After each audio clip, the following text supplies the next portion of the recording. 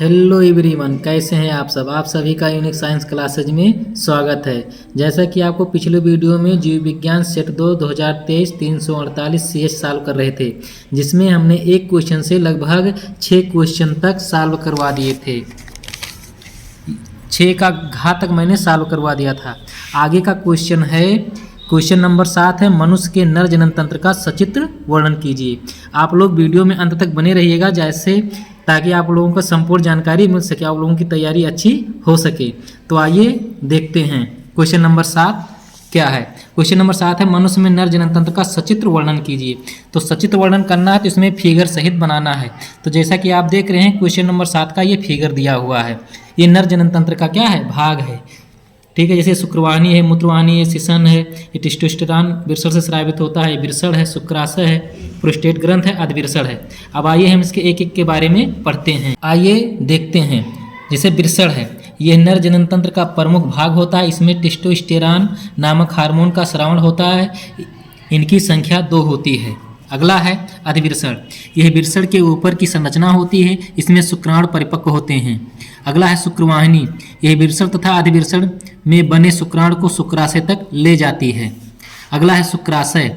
यह एक ग्रंथ होती है जिससे शुक्राणु लंबे समय तक सुरक्षित रहते हैं तथा यह इस पर इनका पोषण होता है, इसे शुक्राशय द्रोह होता है। अगला है शुक्रवाहिनी। यह मूत्र तथा शुक्राणु को बाहर से निकालने की एक नली होती है। सिसन। यह बाह्य जनन तंत्र के रूप में होता है, जो एक नली के रूप में शुक्राणु को मादा गर्भाशय तक पहुंचाने का कार्य करता है। अगला है प्रोस्टेट ग्रंथ। इसमें एक तरल चिपचिपे पदार्थ का स्राव होता है जो क्षारीय होता है। अगला क्वेश्चन है, क्वेश्चन नंबर 7 का ही अथवा है। अथवा निम्न पर टिप्पणी लिखना है। देख, क्वेश्चन नंबर 7 का अथवा निम्न पर संक्षिप्त टिप्पणी लिखिए। नंबर 1 है प्लेसेंटा निर्माण में और दूसरा रेड डाटा बुक। तो आइए प्लेसेंटा निर्माण में हम देखते हैं।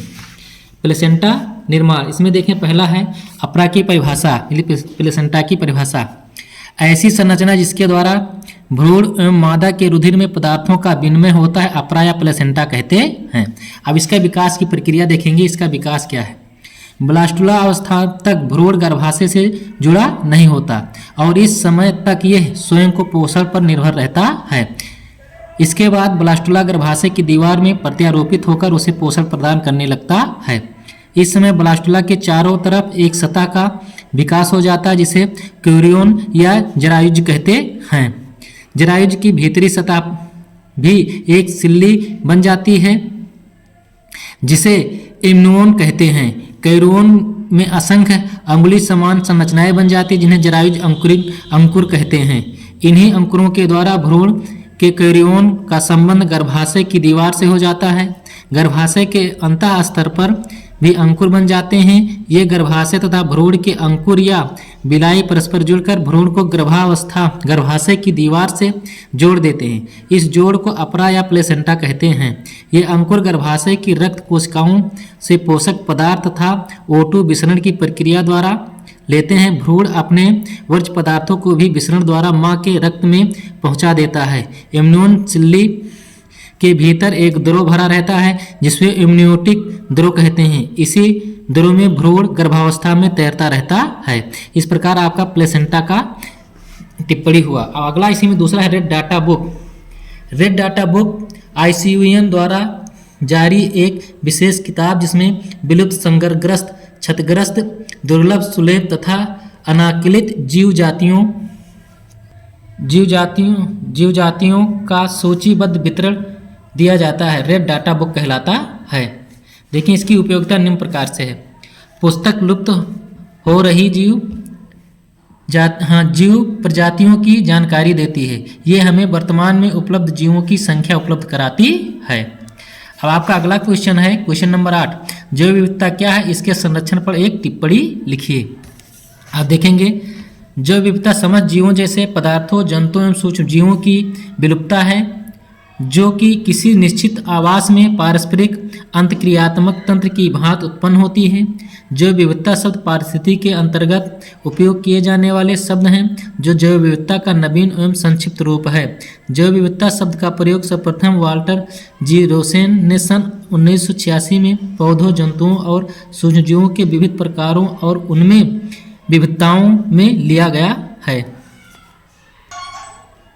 देखिए, जैव विविधता के प्रकार। आनुवांशिक विविधता एक ही प्रजाति के जीवों के जीनों में होने वाली विविधताओं को आनुवांशिक विविधता कहते हैं। ऐसी विविधताओं के कारण एक ही प्रजाति की कई समस्थितियां बन जाती हैं। नंबर दूसरा, प्रजाति विविधता। इस प्रकार की विविधता दो प्रजातियों के मध्य होती है। इसके अंतर्गत एक विशेष क्षेत्र के अंदर उपस्थित प्रजातियों के मध्य विविधताएं आती हैं। ऐसी विविधताओं का मापन उस क्षेत्र में उपस्थित विभिन्न प्रजातियों की संख्या के आधार पर किया जाता है। अगला है पारिस्थितिक तंत्रीय विविधता। एक पारिस्थितिकी तंत्र में कई स्वरूप हो सकते हैं तथा प्रत्येक भूभाग में विभिन्न एवं विशेष प्रकार की वनस्पतियां एवं जीव जंतु पाए जाते हैं। इस प्रकार किसी पारिस्थितिक तंत्र में प्रजातियों की विविधता को ही पारिस्थितिक तंत्रीय विविधता कहते हैं। चलिए क्वेश्चन नंबर 8 का अथवा देखते हैं। आनुवांशिक कोट पर एक निबंध लिखिए। तो आइए देखते हैं। देखिए, आनुवांशिक कोट डीएनए अणुओं में स्थित नाइट्रोजन क्षारकों का वो अनुरूप है जिसमें प्रोटीन के संश्लेषण के लिए सांद्र निहित रहते हैं। आगे देखें विशेषताएं। आनुवांशिक कोट हमेशा टेम्पलेट होता है, अर्थात 3 नाइट्रोजनी बेस के समूह में होता है। नंबर 2, 20 अमीनो अम्ल के लिए 64 कोट होते हैं, अर्थात अमीनो अम्ल के लिए 1 से अधिक कोट होते हैं। अगला पॉइंट है, ये सभी जीवधारियों के लिए एक समान होता है। अगला पॉइंट है, आनुवांशिक कोट कोमा रहित होता है, अर्थात इसमें कोमा नहीं पाया जाता। कुछ अमीनो अम्ल 1 से अधिक कोडानों द्वारा कोडित रहते हैं।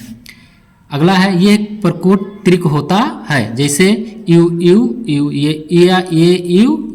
इस तरीके से होता है। कोडान सार्वभौमिक कहलाते हैं। अब अगला क्वेश्चन है आपका क्वेश्चन नंबर 9। क्वेश्चन नंबर 9 है, मानव कल्याण में सूक्ष्म जीवों की भूमिका पर एक निबंध लिखिए। तो आइए सूक्ष्म जीवों की भूमिका पर निबंध लिखना है। आप देखिए, मानव कल्याण में सूक्ष्म जीव। तो आप जानते हैं कि ऐसे जीव जिन्हें नग्न आंखों से नहीं देखा जा सकता है उन्हें सूक्ष्म जीव कहते हैं। इसे देखने के लिए सूक्ष्मदर्शी की आवश्यकता पड़ती है। सूक्ष्मजीव सर्वव्यापी होते हैं जहां जीवन पाया जाता है। हवा, मिट्टी, जल के साथ साथ ये गर्म रेगिस्तान, गर्म जल स्रोतों, बर्फ से ढके पहाड़ों व अन्य जीवधारियों के शरीर पर व शरीर में पाए जाते हैं। आइए देखते हैं घरेलू उत्पाद में सूक्ष्मजीव। घरेलू उत्पादों में सूक्ष्मजीव जैसे नंबर 1 है मिल्क, दूध। दूध हमारे भोजन का महत्वपूर्ण भाग है।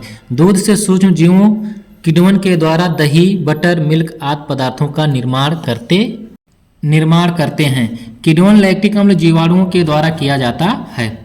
दूध में केसीन नामक प्रोटीन पाया जाता है। दूध में उपस्थित शर्करा को लैक्टोज कहते हैं। अगला है लैक्टिक एसिड जीवाणु से लाभ। यह दूध को दही में परिवर्तित कर देता है। Lactic acid bacteria vitamin B12 की मात्रा बढ़ाकर दही को पोषक का मान बढ़ा देता है। यह जीवाणु आहार नाल में रोगजनकों जीवाणुओं की वृद्धि को रोककर रोगों से हमारी रक्षा करता है। आगे देखेंगे गुथा आटा। ढोकला, डोसे व इडली में दाल, चपाती, डोसा व इडली को बनाने के लिए स्ट्रेप्टोकोकस पिकेलिस तथा ल्यूकोनास्टाक जीवाणु का उपयोग किया जाता है। यह आटे में किण्वन की क्रिया करते हैं जिससे आटा फूल जाता है। ब्रेड को बनाने में ईस्ट का प्रयोग किया जाता है जिनका कॉमन नाम बेकर्स ईस्ट या बेकर्स ईस्ट होता है। गेहूं के आटे में ईस्ट को मिलाकर किण्वन के लिए कुछ घंटे के लिए रखा जाता है। औद्योगिक उत्पादों में सूक्ष्मजीव।